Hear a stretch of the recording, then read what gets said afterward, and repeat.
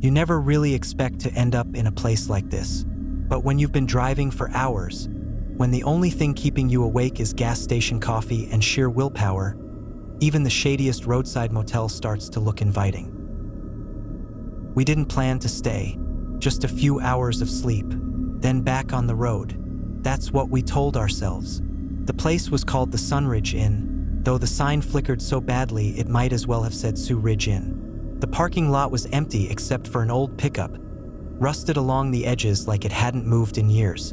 Inside, the lobby smelled like stale cigarettes and cheap cleaning spray. The guy at the desk barely looked up as he slid over the key. Room 209. The second-floor hallway was dimly lit, buzzing with that eerie, almost silence. Not quiet, but not loud. Just the hum of vending machines, the occasional muffled TV behind a door. Our room was just as depressing as I expected. Faded carpet, bedspread that looked about 10 years past its replacement date.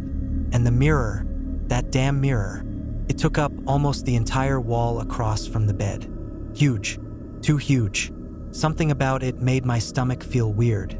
I joked about it to my girlfriend, Emma, saying it was the nicest thing in the room, but she just shrugged. She was already exhausted, kicking off her shoes and crawling under the blankets. Me? I lay there staring at the ceiling, then at the mirror. I don't know why it bothered me so much. It wasn't like I hadn't seen a big hotel mirror before, but the longer I looked, the more off it felt. It was the way it caught the light, too dark, too deep, like it wasn't reflecting, like it was watching. I must have dozed off because the next thing I knew, Emma was shaking my arm, whispering my name.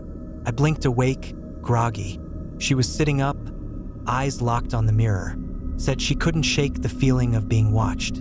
I wanted to tell her it was fine, that she was just tired, but the way she kept staring, I don't know, it got under my skin. She swung her legs over the bed and stood up, walked straight to the mirror, pressed her palm flat against the glass.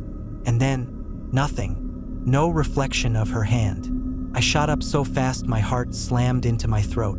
That wasn't possible. She was right there. Her reflection should have been there too. Emma yanked her hand back like she'd been burned, whispered that the glass felt wrong, warmer than it should be. Something shifted in my gut. I grabbed my phone, turned on the flashlight, and angled it against the surface. That's when I saw it. A gap. The light didn't bounce back like it should. It just sank, disappearing into the dark. Like the mirror wasn't a mirror at all. Like it was hollow. Emma's voice was tight, scared. Asked me to check if it was a two-way mirror. There's a trick for that. If you press your finger against a normal mirror, there's always a small gap between your fingertip and its reflection. But if it's two-way glass, no gap. Your finger touches its reflection directly. I pressed my fingertip to the glass. No gap. My stomach dropped. There was something behind the mirror. We didn't argue, didn't hesitate. We grabbed our bags, shoes in hand, and bolted for the door. Didn't even turn off the lights. Didn't care. Emma was already yanking it open when I froze, because outside, coming down the hall, footsteps, slow, unhurried, coming straight for our room. I barely had time to slam the deadbolt before the doorknob rattled. Emma gasped, backing away. The rattling stopped. Silence. Then, a single knock. Soft, polite, like whoever was out there was waiting for us to open up. I held my breath, pulse hammering in my ears. The knock came again. Then a voice, too low to make out. I reached for my phone, hands shaking, and dialed 911. I didn't care if it was nothing. Didn't care if I looked stupid. There was someone in this motel, someone watching us. The cops came fast. Not even 5 minutes, like they were already close. By the time they arrived, the hall was empty. But the mirror, that's where things got worse. One of the officers checked it out, tapping a knuckle against the glass. Then he pulled out a flashlight, shined it through, and cursed under his breath. The mirror was two-way glass, and behind it, a hidden room, a narrow space just big enough for a chair, crumpled cigarette butts on the floor, and camera pointed directly at our bed. The cops took our statements, asked us 100 questions. They searched the motel, but the owner swore up and down he didn't know about the room, didn't know who had been in there, didn't know who had been watching us. They found no one, no fingerprints, no signs of recent use, but the chair was still warm, and the camera, still recording. We didn't sleep that night, didn't stop driving until the motel was miles behind us. I tried to forget, tried to tell myself we got lucky, that we got out before anything could happen. But some nights, when I wake up in the dark, I can't shake the feeling that somewhere, someone is still watching, because whoever was in that room, they never got caught.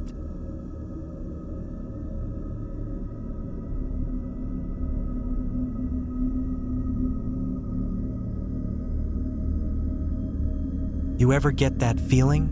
That deep, gut-level instinct that tells you this place isn't safe? I should have listened to it, but I was tired, it was late, and I just needed a place to crash. That's how I ended up at the Pinewood Inn, a rundown roadside motel in the middle of nowhere. The front desk clerk barely looked up when I walked in. She had the kind of bored expression that said she'd rather be anywhere else, shuffling through paperwork like she wasn't even sure what day it was. The vacancy sign flickered weakly in the window. I asked for a room. She slid me a key without much interest. Room 118, all the way at the end. I paid in cash. No ID needed. That should have been my first red flag. The hallway smelled damp, like old carpet and mildew. Fluorescent lights buzzed overhead, flickering just enough to make my head ache. The room itself wasn't much better. Faded bedspread, scratched up furniture. The TV remote was sticky, which I tried not to think about.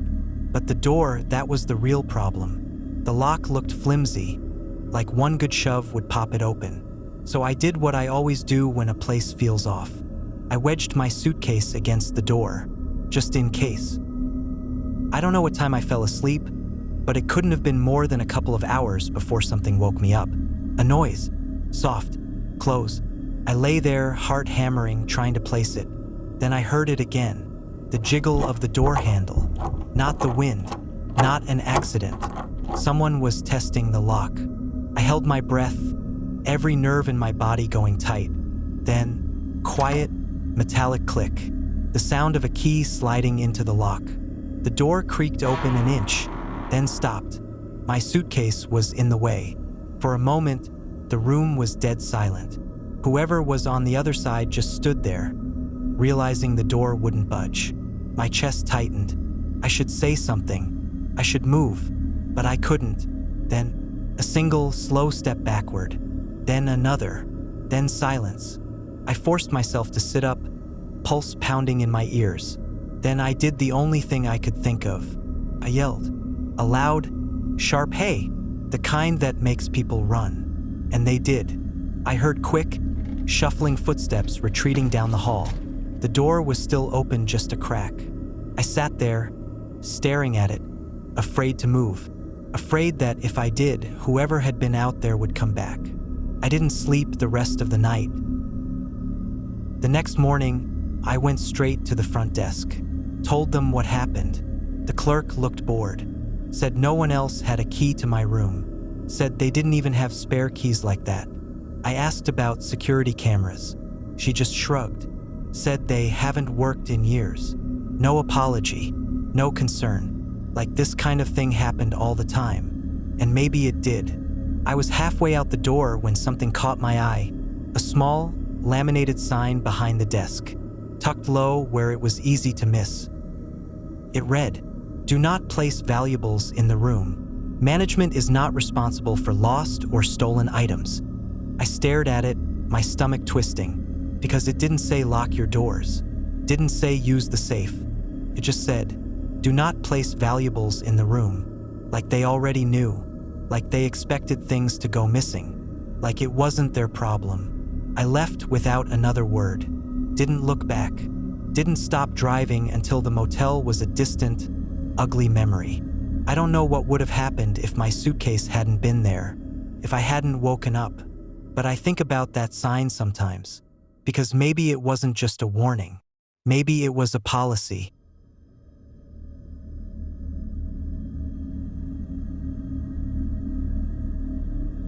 If you're drawn to tales like these, consider subscribing to Spectral for more chilling entries waiting to be uncovered. And if you have your own haunting story that you'd like featured in an upcoming compilation, we'd love to hear it. Just email us at spectralentries@gmail.com. Now, let's get back to the video.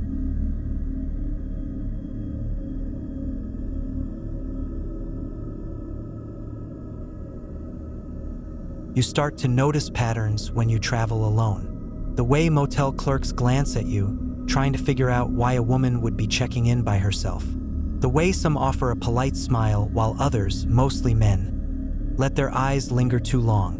But mostly it's the way places feel. Some are warm, familiar, even if they're cheap and a little rundown. Others feel wrong. The Valley View Inn was one of the wrong ones. It was late when I pulled in. The neon vacancy sign buzzed weakly, casting a sickly red glow over the empty parking lot. I was exhausted, running on gas station coffee and the promise of a hot shower. The lobby smelled like stale cigarettes and air freshener. The clerk, a middle-aged man with thinning hair, looked up as I approached the desk. I gave my name, told him I had a reservation. He frowned, looked down at the computer, checked again. His fingers hovered over the keyboard like he wasn't sure what to do. I felt my stomach tighten. Maybe they lost my reservation. Maybe I'd have to sleep in my car. Then, finally, he muttered something about a mistake, slid a key across the counter. Room 104. I didn't think much of it at the time. I should have. The room was exactly what you'd expect from a place like this. Thin carpet, old furniture. The faint smell of mildew beneath an artificial ocean breeze scent. I didn't care. I double-checked the door lock, dropped my bag by the bed, and collapsed onto the mattress. I must have dozed off almost immediately because the next thing I remember, footsteps, pacing, right outside my door. I stared at the ceiling, heart pounding. The steps were slow, deliberate, back and forth. I thought maybe it was another guest. Someone on a phone call, restless, walking off a long drive. But something about the rhythm felt off. Like whoever was out there wasn't just walking. They were waiting. I told myself not to be paranoid. Rolled over, pulled the blanket tighter around me.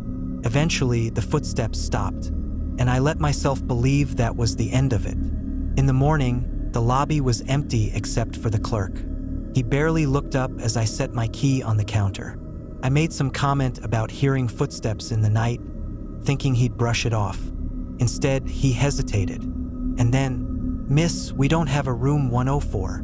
I blinked, thought maybe I misheard him. I told him, of course you do, I slept there. Showed him the key. He looked even more confused, then uneasy. He pushed back from the desk, motioned for me to follow.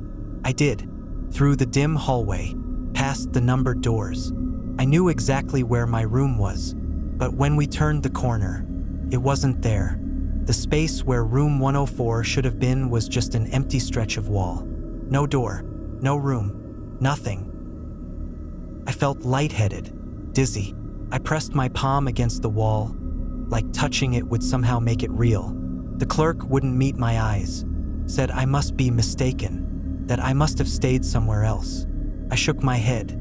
I knew the bed, the faded armchair, the buzzing overhead light. I knew the feeling of the sheets beneath my fingers. Knew I had slept there. I backed away, told him I didn't understand. That's when he said it. Quiet, careful. That room 104 had been closed for years. Something bad had happened there. He wouldn't say what, wouldn't explain, just stared at the empty wall like he was afraid. I left, got in my car, drove until the motel was nothing but a shrinking blur in my rearview mirror. I don't know what happened that night, don't know where I was, but sometimes, when I wake up in strange hotels, in unfamiliar places, I wonder, what if I'd opened the door? What if I had looked outside? And worse, what if something had been looking back?